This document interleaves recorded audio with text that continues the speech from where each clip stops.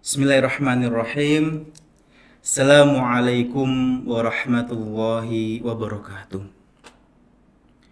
Alhamdulillahilladzi allafa baina qulubina fa asbahna bi ni'matihi ikhwana. Wassalatu wassalamu ala Rasulillah wa ala alihi wa sahbihi wa man tabi'ahu bi ihsanin ila yaumil qiyamah. Wa rabbi shrah li sadri wa yassir li amri wahlul 'uqdatam min lisani yafqahu qawli, amma ba'd.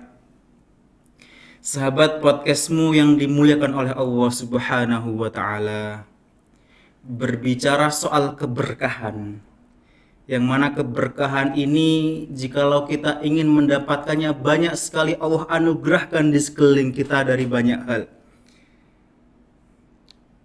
Jikalau kita ingin mendapatkan sebuah keberkahan, maka Allah Subhanahu wa ta'ala banyak hamburkan kepada hambanya bagi siapa yang mencarinya.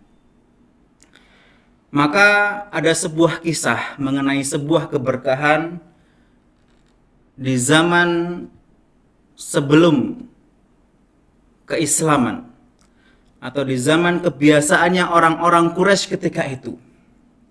Yang mana orang-orang Quraisy itu memiliki kebiasaan jikalau melahirkan putra-putrinya, mereka terbiasa untuk menyusukan putra-putrinya itu ke orang-orang Badui. Orang-orang Badui itu adalah orang yang tinggalnya jauh sekali dari kota dan mereka tinggal di pinggiran gurun. Yang mana orang-orang Quraisy itu memiliki kebiasaan menyusukan putra-putri mereka kepada mereka. Kenapa demikian? Karena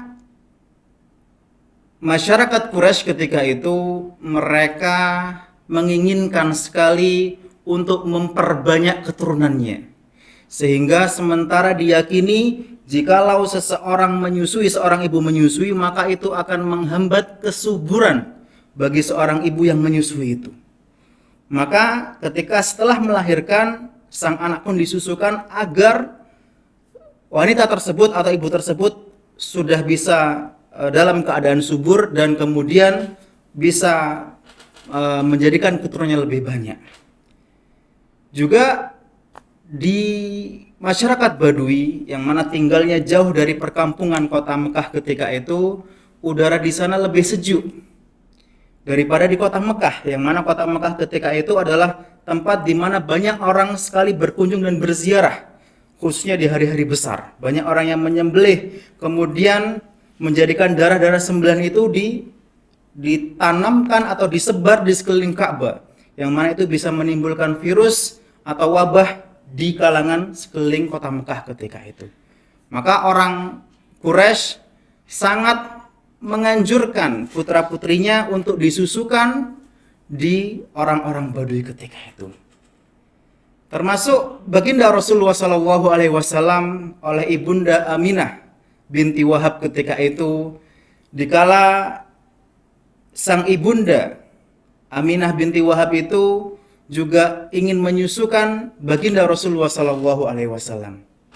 Akan tapi dalam kisahnya, ketika Rasulullah SAW disusukan kepada seorang wanita mulia bernama Halimatus Sa'diyah, adalah seorang perempuan miskin yang ketika itu dia adalah keturunan dari Bani Sa'ad, yang mana Bani Sa'ad itu adalah salah satu Badui yang tinggal jauh di kota Mekah, yang mana kebiasaan mereka Bani Sa'ad itu mereka datang ke kota Mekah bagi orang-orang yang sudah menyusui itu datang ke kota Mekah, kemudian mencari orang-orang Mekah ketika itu yang khususnya orang yang memiliki harta yang banyak, siapa yang ingin menyusukan anaknya kepada orang-orang Badui tersebut.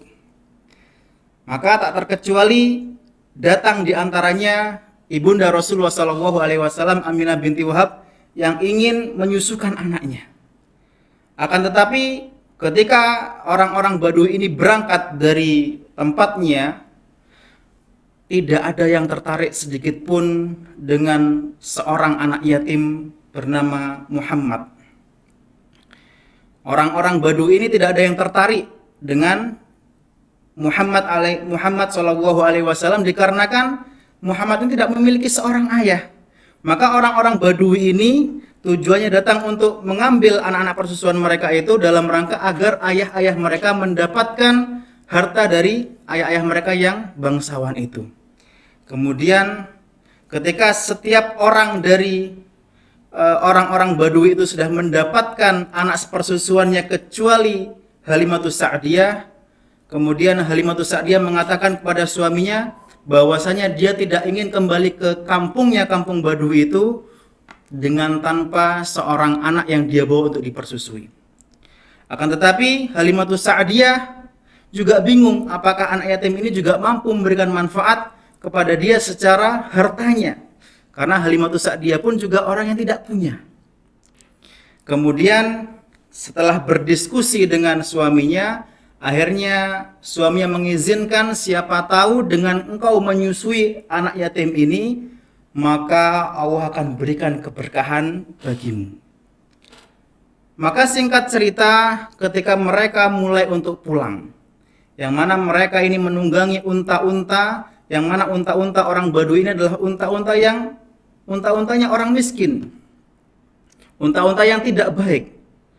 Sehingga ketika mereka berjalan dari kota Mekah ke Badui pun, mereka tidak memiliki bekal kembali untuk kembali ke kota Badui itu atau ke kampung Badui itu.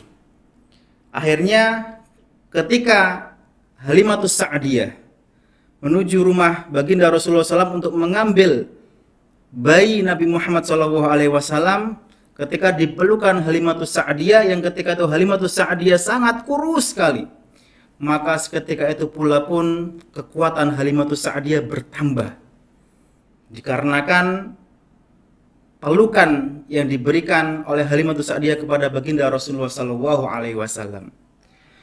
Kemudian ketika dibawa ke dalam perjalanan, unta yang digunakan Halimatus Sa'diyah bersama suami yang tadinya itu sangat lemah sekali, sangat kurus sekali karena perjalanannya pun sangat jauh dan tidak ada makan di dalamnya, karena di dalamnya ada seorang Muhammad SAW. Ternyata unta ini bisa menjadi lebih kuat dan mengalahkan unta-unta yang berjalan bersamanya. Kemudian ketika sampai di rumah, dan ketika di rumah pun Halimatus Sa'diyah ingin menyusui sang Nabi Muhammad SAW yang ketika itu dia dalam keadaan kering dan kurus. Maka ketika dalam keadaan keraguan-raguan itu, ketika disusuhkan kepada Halimatus Sa'diyah, ternyata di kecupan pertama air susu itu menjadi deras, sederas-derasnya, karena susuan dari baginda Rasulullah SAW. Dan singkat cerita, kehidupan Halimatus Sa'diyah menjadi lebih sejahtera dikarenakan adanya baginda Rasulullah SAW yang ketika itu dalam keadaan yatim. Maka sahabat podcastmu yang dimuliakan oleh Allah Subhanahu wa Ta'ala, dari contoh keberkahan inilah sekiranya kita sebagai umat baginda Rasulullah SAW untuk mengambil sebanyak mungkin keberkahan yang ada di sekitar kita. Mungkin di antara kita banyak yang fokus terhadap jumlah, terhadap nilai, terhadap banyaknya suatu hal. Tetapi kita jarang sekali fokus terhadap kepada keberkahan yang Allah berikan kepada kita semua. Maka keberkahan itu adalah sesuatu yang menampung kebaikan yang menetap pada diri kita. Ketika keberkahan itu sudah Allah berikan kepada seorang hamba, maka keberkahan itu akan menetap dan berkembang dan akan memberikan manfaat kepada orang-orang di sekeliling kita. Barakallahu fikum wa sallallahu ala sayyidina Muhammad. Wassalamualaikum warahmatullahi wabarakatuh.